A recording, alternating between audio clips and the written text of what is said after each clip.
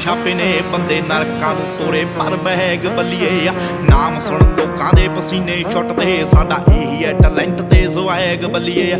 ਅੱਖਾਂ ਥੱਲੇ ਹੰਝੂਆਂ ਦੇ ਟੈਟੂ ਛਾਪੇ ਨੇ ਬੰਦੇ ਨਰਕਾਂ ਨੂੰ ਤੋਰੇ ਪਰ ਬਹਿਗ ਬੱਲੀਏ ਆ।